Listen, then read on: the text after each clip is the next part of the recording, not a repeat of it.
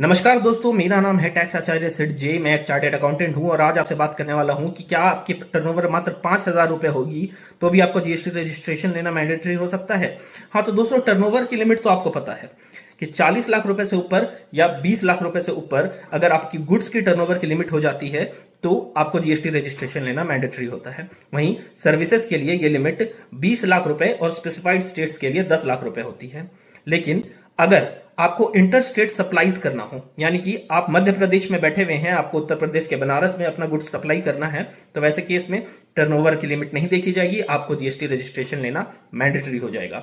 दूसरा केस हो सकता है कि अगर आप ई कॉमर्स ऑपरेटर्स के थ्रू अपना गुड्स बेचना चाहते हो, अपनी सर्विसेज बेचना चाहते हो। ई कॉमर्स ऑपरेटर का मतलब हो गया अमेजॉन, फ्लिपकार्ट, मीशो जैसे ऑनलाइन पोर्टल्स, जैसे ऑनलाइन वेबसाइट्स।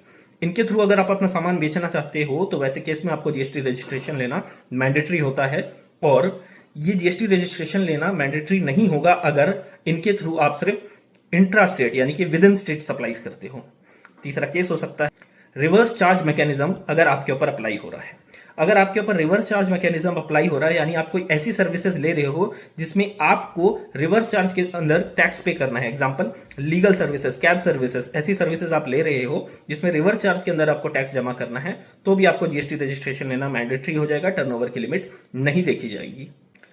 इसके बाद अगर आप एक इनपुट सर्विस डिस्ट्रीब्यूटर हो, यानी कि आप एक हेड ऑफिस हो, आप डायरेक्टली कुछ सेल नहीं करते हो, आपका कोई आउटपुट नहीं बनता है, बट आपकी कई ब्रांचेस अलग अलग जगह बनी हुई हैं जिनका अलग अलग जीएसटी नंबर है और उन ब्रांचेस का आउटपुट बनता है। अगर आप सारी ब्रांचेस के लिए कंपनी के लेवल पे कोई जो भी सर्विसेज आप ले रहे हो, तो जो भी आपको इनपुट मिलता है आप उन्हें अपने ब्रांचेस में ट्रांसफर करोगे। इसके लिए इनपुट सर्विस डिस्ट्रीब्यूटर के तौर पे आपको जीएसटी रजिस्ट्रेशन लेना मैंडेटरी हो जाता है।